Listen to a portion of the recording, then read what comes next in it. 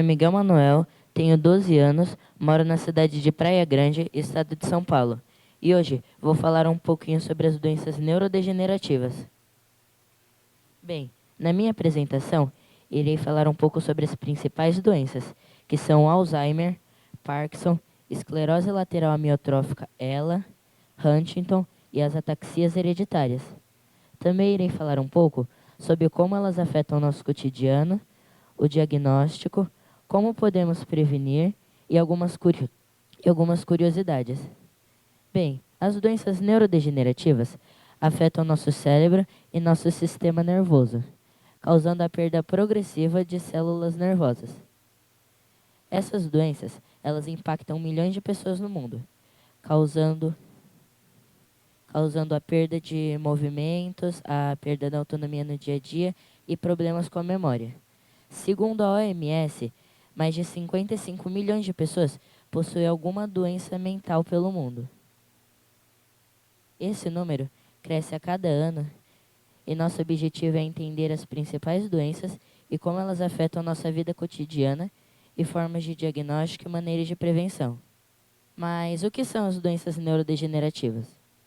Bem, as doenças neurodegenerativas são condições de degeneração progressiva das células nervosas, também conhecidas como neurônios.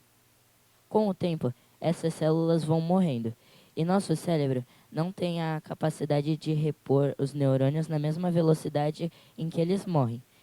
E conforme eles vão morrendo, nós vamos perdendo a capacidade de fazer algumas atividades como atividade de raciocínio, atividades que envolvam a memória, ou até mesmo atividades físicas.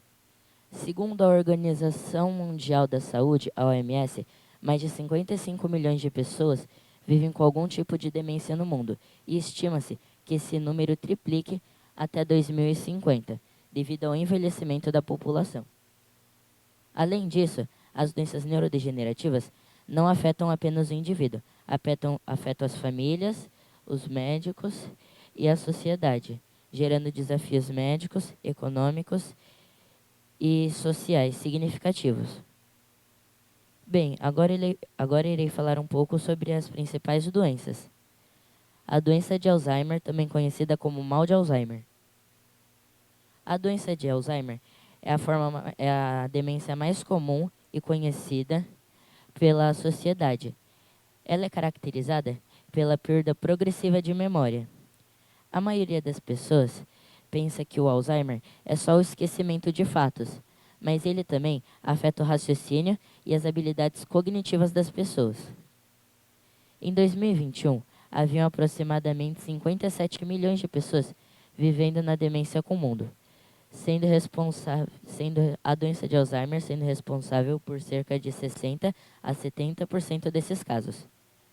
Ao lado, podemos ver a imagem à direita de uma placa de proteína do cérebro saudável e à esquerda, uma placa de proteína afetada pelo Alzheimer. Como vocês podem ver, a parte que foi afetada pelo Alzheimer, ela atrofiou-se e perdeu alguns pontos de massa. A doença de Parkinson.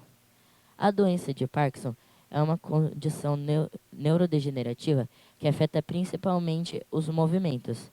A maioria das pessoas pensam que Parkinson são só aquelas pessoas que têm tremores nas mãos, que têm tiques motores, mas não. A doença de Parkinson também causa rigidez muscular e a lentidão.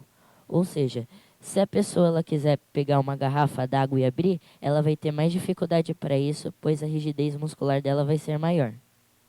Em 2019, estimava-se que 8,5 milhões de pessoas no mundo viviam com a doença de Parkinson.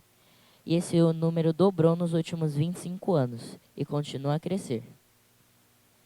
Na imagem ao lado, podemos ver a substância negra, também conhecida como substância negra.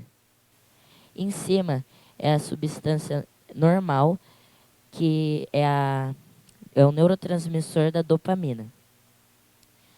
Logo abaixo, como vocês podem ver, essa substância diminuiu e ficou mais escura.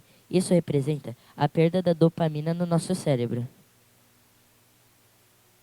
Esclerose lateral amiotrófica. A ela é uma doença que afeta as células nervosas responsável pelo controle voluntário dos músculos. Ou seja, diferente do Parkinson, a ela não causa tiques motores, mas sim a dificuldade em movimentos que você precisa pensar para fazer. Por exemplo, eu quero pegar meu telefone e desbloquear ele. Você vai ter uma lentidão ou uma dificuldade para fazer isso, pois é um movimento voluntário. E caso não tratado com remédios ou tratamentos em hospitais, pode acabar levando a paralisia progressiva. Nos Estados Unidos, a prevalência dela varia de 2 a 11,80 casos por 100 mil pessoas. Estima-se que em 2022 havia cerca de 30 milhões de casos no país, com projeção de aumento de 36 milhões até 2030. A imagem ao lado, podemos ver um neurotransmissor normal e um neurotransmissor afetado pela esclerose lateral amiotrófica. Como vocês podem ver, o que foi afetado pela ela está bem mais desgastado, e isso dificulta ele a levar informações do cérebro para o músculo, assim dificultando nossos movimentos. A doença de Huntington. A doença de Huntington é uma doença genética que causa movimentos involuntários, também conhecidos como tiques motores. Ela também causa alterações emocionais e o declínio cognitivo progressivo. A prevalência estimada da doença de Huntington é de 8,2 a 9% a 9 casos por 100 mil pessoas, em países como Estados Unidos, Canadá e alguns países da Europa. A imagem ao lado, podemos ver os ventrículos, que são cavidades no cérebro que possuem um líquido, e os glânglios, que são uma parte de massa que é responsável por levar os neurotransmissores até os músculos. O cérebro afetado pela doença de Huntington tem as cavidades dos ventrículos aumentadas e uma atrofia no tecido nervoso cerebral dos gânglios. Ataxias hereditárias. As ataxias hereditárias são um grupo de doenças genéticas que afetam o equilíbrio, a coordenação motora, levando a dificuldade nos movimentos. A prevalência global das ataxias hereditárias é de aproximadamente 10 casos a cada 100 mil pessoas. A ataxia espinocerebelar, tipo 3, é uma das formas mais comuns. Ao lado podemos ver o cerebelo, que é a região afetada pelas doenças das ataxias hereditárias. Agora, como elas afetam o nosso cotidiano? A perda de autonomia, como tarefas simples, como se alimentar, caminhar ou se vestir, podem se tornar difíceis ou até inacessíveis sem a ajuda de um cuidador ou familiar. Alterações cognitivas. Alterações na memória, raciocínio ficam prejudicados. Impacto emocional.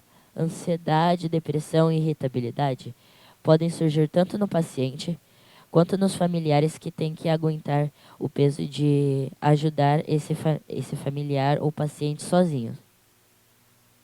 Relações sociais. Limitações físicas ou cognitivas podem afetar a interação com amigos ou família, já que a pessoa vai ter dificuldade para se comunicar ou até mesmo não consegue nem se levantar da cama. Agora, alguns exemplos práticos. Alzheimer, o esquecimento frequente de compromissos, e o Parkinson, a dificuldade de realizar movimentos finos como escrever ou segurar objetos. Diagnóstico. O diagnóstico clínico consiste em avaliações dos sintomas e históricos familiares.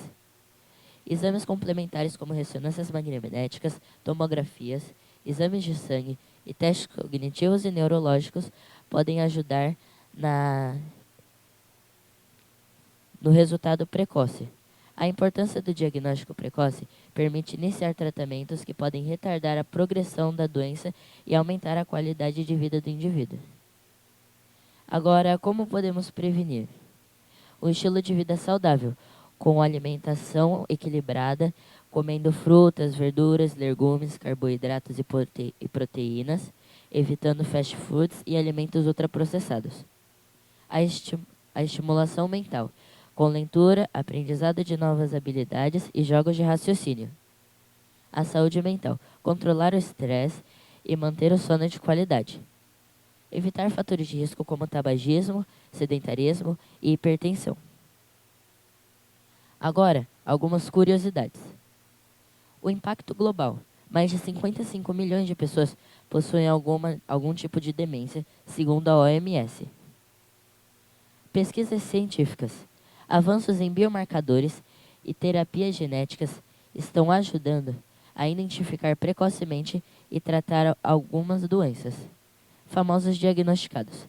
Algumas personalidades públicas já levaram à tona alguns desafios das doenças neurodegenerativas, ajudando a aumentar a conscientização. As doenças neurodegenerativas são condições que afetam progressivamente o cérebro e o sistema nervoso, prejudicando a memória, movimentos e autonomia dessas pessoas.